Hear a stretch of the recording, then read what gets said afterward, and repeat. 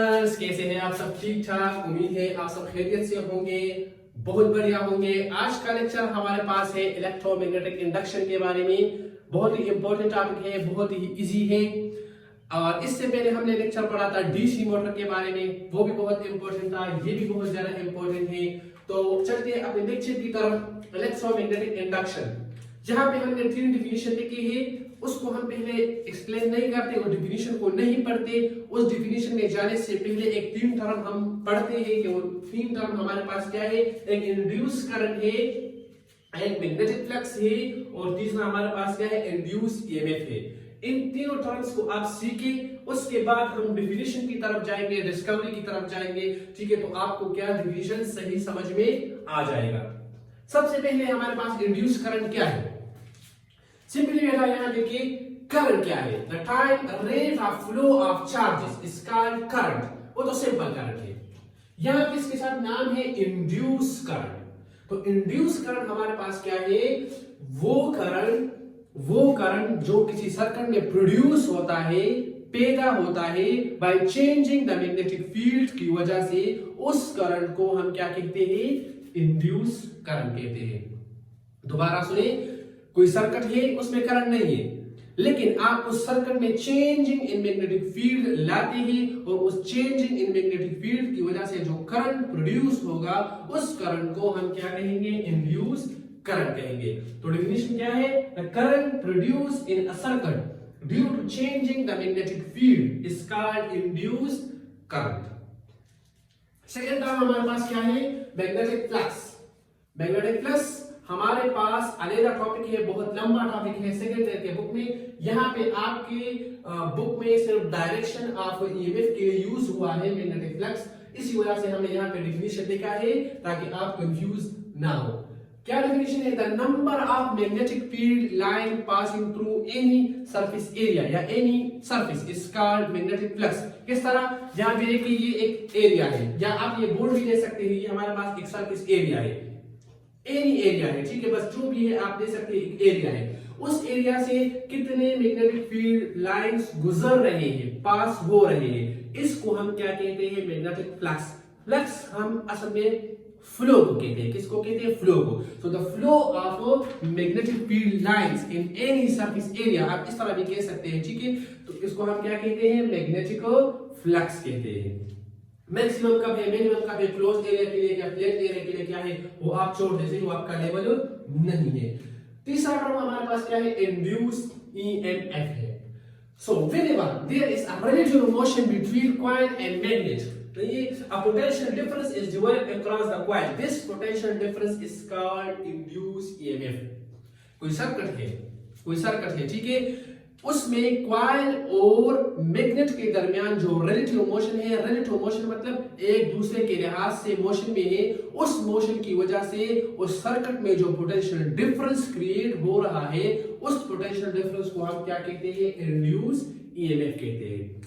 EMF का full form है electromagnetic force. ये इलेक्ट्रोमैग्नेटिक फोर्स और पोटेंशियल डिफरेंस इलेक्ट्रिसिटी चैप्टर में क्या है, दोनों मौजूद है, ठीक है, वहां पे हम इसका डिफरेंस भी पढ़ते हैं, दोनों मुख्तलिफ है, लेकिन बार जगह पे हम इसको क्या लेते हैं, सिमिलर लेते हैं, वोल्टेज ही कंसीडर करते हैं, सही है। तो इंड्यूस ईएमएफ क्या है, जब हमारे पास कॉइल मोशन में हो, या आप सिंपल कह सकते हैं कॉइल एंड मैग्नेट जब रिलेटिव मोशन में हो और उस रिलेटिव मोशन की वजह से उस सर्किट में पोटेंशियल डिफरेंस क्रिएट हो, तो उस पोटेंशियल डिफरेंस को हम क्या कहते हैं, इंड्यूस ईएमएफ कहते हैं। अब चलते हैं डिफिनेशंस की तरफ, ठीक है, कि डिफिनेशन क्या है, फर्स्ट डिफिनेशन क्या है, सेकंड क्या है और थर्ड का मतलब क्या है। ठीक है, first definition, the motion between coil and a magnet generates electric current in the coil. This phenomena is called electromagnetic induction. The motion between coil and magnet, coil और magnet के दरमियान मोशन हो रहा है और उस मोशन की वजह से हमारे पास उस सर्किट में क्या प्रोड्यूस हो रहा है, इलेक्ट्रिकल करंट। तो इस फिनोमेना को हम क्या कहते हैं, इलेक्ट्रोमैग्नेटिक इंडक्शन कहते हैं। कोई सर्किट है, ठीक है, उसमें कॉइल मोशन कर रहा है या मैग्नेट मोशन कर रहा है और उसकी वजह से हमारे पास जो करंट प्रोड्यूस हो रहा है, इस फिनोमेना को हम क्या कहते हैं, इलेक्ट्रोमैग्नेटिक इंडक्शन कहते हैं, सही है। सेकंड डेफिनेशन हमारे पास क्या है?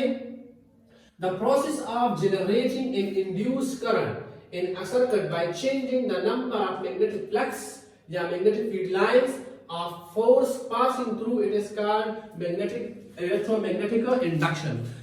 एक सर्किट में इंड्यूस करंट किस तरह प्रोड्यूस करेंगे? फॉर एग्जांपल हमारे पास एक सर्किट है, इसमें आप इंड्यूस करंट को किस तरह प्रोड्यूस करेंगे? Bye changing the number of magnetic flux, कि आप मैग्नेटिक फ्लक्स को क्या करें? चेंज करें। अगर कंटिन्यूअसली एक जितने हैं, फॉर एग्जांपल इस सरफेस एरिया से ये 5 फील्ड लाइंस पास हो रहे हैं, बस ये 5 क्यों हो रहे हैं? ये चेंज नहीं हो रहा, तो यहाँ पे इंड्यूस करंट प्रोड्यूस नहीं होगा। अगर ये कभी ज्यादा पास होंगे, कभी कम पास होंगे, कभी ज्यादा पास होंगे, कभी मतलब मैग्नेटिक फ्लक्स क्या हो, कभी ज्यादा हो कभी कम हो, तो इस ज्यादा और कम लाइंस पास होने की वजह से हमारे पास उस सर्किट में क्या प्रोड्यूस होगा? Electric current. और इसी फिनोमेना को हम क्या कहते हैं? इसी प्रोसेस को हम क्या कहते हैं? इलेक्ट्रोमैग्नेटिक इंडक्शन कहते हैं। Third definition, the production of EMF को प्रोड्यूस करना, पैदा करना across an electrical circuit, किसी इलेक्ट्रिकल सर्किट में by changing the magnetic field, किस चीज की वजह से? मैग्नेटिक फील्ड को चेंज करो, किसी सर्किट में मैग्नेटिक फील्ड को चेंज करो, वहां पे उसकी वजह से हमारे पास क्या प्रोड्यूस होगा? ईएमएफ प्रोड्यूस होगा। ठीक है। अच्छा, डिस्कवरी तो फर्स्ट लोग करते हैं, लेकिन आप फर्स्ट डेफिनेशन में लिखना है। ठीक है, डिस्कवरी डेफिनेशन के बाद आपने लिखना है। डिस्कवरी बहुत आसान है, इलेक्ट्रिसिटी एंड मैग्नेटिज्म में हमने पढ़ा था। वो एक्सपेरिमेंट था, ठीक है, जब हमने कार्डबोर्ड लिया था इस तरह, ठीक है, उसके दरमियान में हमने क्या वो किया था? होल किया था, और उस होल में हमने वायर को क्या किया था? गुजारा हुआ था, कंडक्टर को। उस वायर के इर्द गिर्द हमने आयरन फिलिंग की थी। क्या किया था? आयरन फिलिंग की थी।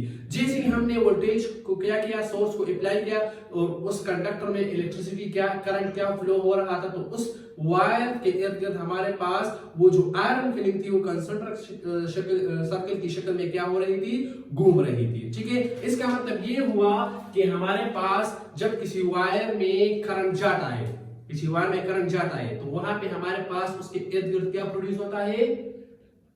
मैग्नेटिक फील्ड प्रोड्यूस होता है। ठीक है, क्या प्रोड्यूस होता है? मैग्नेटिक फील्ड प्रोड्यूस होता है। तो यहाँ पे देखिए, ये एक्सपेरिमेंट किसने किया था? Hence Christian Oersted and ampere, उन दोनों ने ये एक्सपेरिमेंट किया था कि जब किसी कंडक्टर में करंट पास हो रहा है, तो उसकी वजह से वहां पे क्या हो रहा है? मैग्नेटिक फील्ड प्रोड्यूस हो रहा है। अब सोचा, साइंटिस्ट ने सोचा, ठीक है, कि आया ठीक है, ये सही है, क्या इसके अपोजिट हो सकता है कि हम मैग्नेटिक फील्ड को क्या करें, या मैग्नेट को क्या करें? मूव करें, और इस मैग्नेट की वजह से करंट प्रोड्यूस होगा या नहीं होगा। और ये एक्सपेरिमेंट परफॉर्म किया किसने? माइकल फैराडे ने। सो इन 1931 Michael Faraday described the change of magnetic field in any circuit produce electric current। किसी भी सर्किट में जब आप मैग्नेटिक फील्ड को चेंज करेंगे, उसमें करंट नहीं है। फॉर एग्जांपल, ये एक सर्किट है, इसमें बिल्कुल भी करंट नहीं है, लेकिन आप इस सर्किट में मैग्नेटिक फील्ड को क्या कर रहे हैं? चेंज कर रहे हैं। तो इस मैग्नेटिक फील्ड की चेंज की वजह से इस सर्किट में खुद ब खुद क्या प्रोड्यूस होगा? इंड्यूस करंट प्रोड्यूस होगा। और ये एक्सपेरिमेंट फर्स्ट टाइम किसने परफॉर्म किया था? माइकल फैराडे ने, जो कि बिल्कुल अपोजिट एक्सपेरिमेंट है। किसका? क्रिस्टियन ओरेस्टेड का और एम्पियर, दोनों का अपोजिट एक्सपेरिमेंट है। फिर इसी एक्सपेरिमेंट को परफॉर्म किया हेनरी ने। उसने भी यही डिस्कवर किया कि जब हम चेंज इन मैग्नेटिक फील्ड लाते हैं किसी सर्किट में, तो वहां पे क्या प्रोड्यूस होता है? इलेक्ट्रिक करंट प्रोड्यूस होता है। अच्छा, अब आते हैं एक्सपेरिमेंट की तरफ। ठीक है, कि एक्सपेरिमेंट क्या था, किस तरह था, किस तरह प्रोड्यूस हुआ था। तो एक्सपेरिमेंट में यहाँ पे देखिए हमने डायग्राम बनाया हुआ है। ये गिलवाल्मीटर है, जो रेड आपको नजर आ रहा है, सही है, और इसके साथ हम कॉइल को कनेक्ट किया है, और इस कॉइल में हमने मैग्नेट रखे हुए हैं 3। ठीक है, फर्स्ट यहाँ पे देखें, यहाँ पे हमारे पास ये जो कॉइल है, ये क्या है? रेस्ट में है। कॉइल क्या है? रेस्ट में है। गिलवाल्मीटर लगा हुआ है कॉइल के साथ। इस मैग्नेट को हमने क्या किया? Move toward the coil. जहां पे हमने इसको मूव किया, इस कॉइल को क्या, इस मैग्नेट को क्या किया? मूव किया टुवर्ड किस चीज? कॉइल। तो यहाँ पे जैसे ही ये कॉइल की तरफ मूव हो रहा था, उसकी तरफ जा रहा था, तो हमारे पास इस सर्किट में क्या प्रोड्यूस हुआ? करंट। और हमें पता किस तरह चला? By the deflection of galvanometer. Galvanometer ने क्या शो किया? डिफ्लेक्शन। और जब गिलवाल्मीटर डिफ्लेक्शन शो करता है, तो हमें पता चलता है कि इस सर्किट में क्या है? हमारे पास करंट है।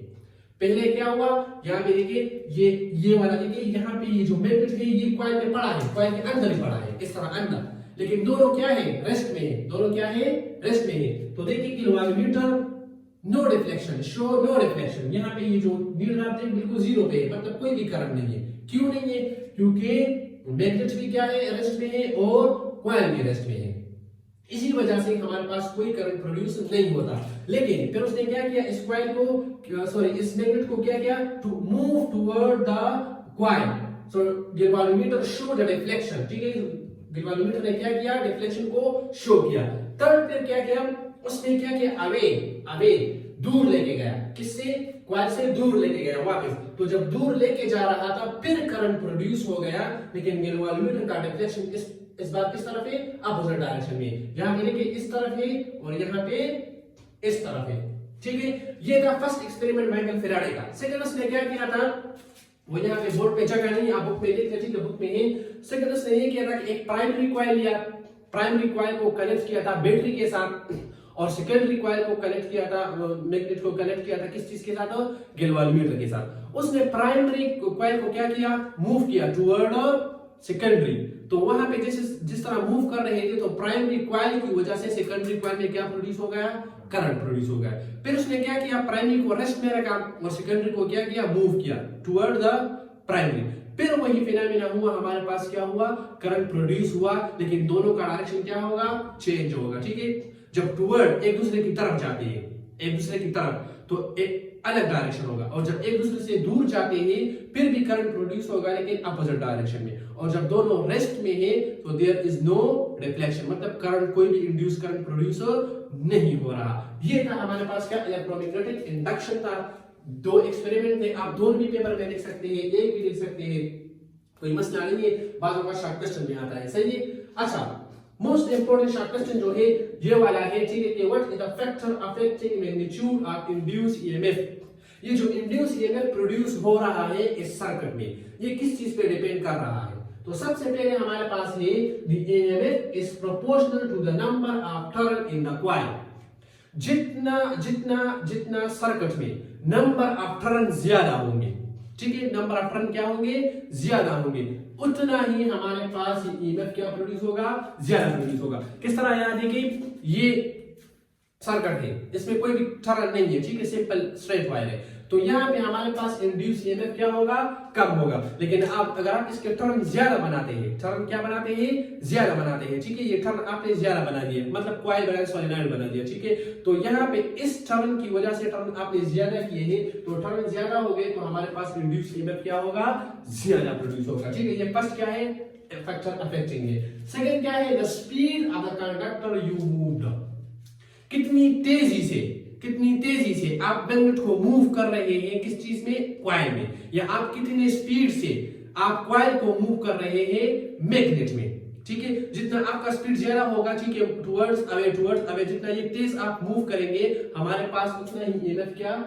ज्यादा प्रोड्यूस होगा, और जितना आप स्लो मूव करेंगे तो वहां पे हमारे पास इंड्यूस ईएमएफ क्या होगा, कम होगा, ठीक है। Third one, the length of the wire और conductor in the magnetic field. देखिए यहां पे ये मैग्नेटिक फील्ड है फॉर एग्जांपल, ठीक है, ये मैग्नेटिक फील्ड है एक्सटर्नल, इसमें इस वायर का कितना लेंथ इस्तेमाल हुआ है, फॉर एग्जांपल इतना इस्तेमाल हुआ है, ठीक है, इतना कम, तो इसका और ये पूरा वायर इस्तेमाल हुआ है, ये मतलब ये पूरा वायर इन द व्हाट है, in the external magnetic field है। तो जितना वायर का लेंथ ज्यादा मैग्नेटिक फील्ड के अंदर होगा, उतना ही हमारे पास इंड्यूस ईएमएफ क्या होगा, ज्यादा होगा। जितना length of the wire come use होगा, तो उतना ही हमारे पास इंड्यूस ईएमएफ क्या होगा, कम होगा। लास्ट वन क्या है, the larger the magnetic field या द ग्रेटर या the strength of magnetic field is greater will be the EMF. जितना ये मैग्नेटिक फील्ड स्ट्रांग होगा, ग्रेटर होगा,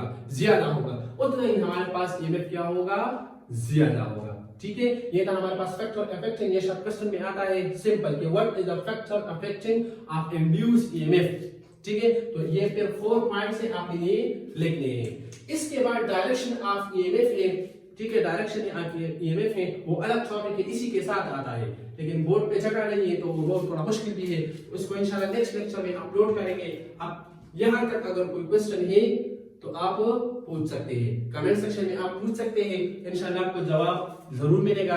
आज के लिए इतना काफी है, मुझे इजाजत दीजिए, अल्लाह हाफिज।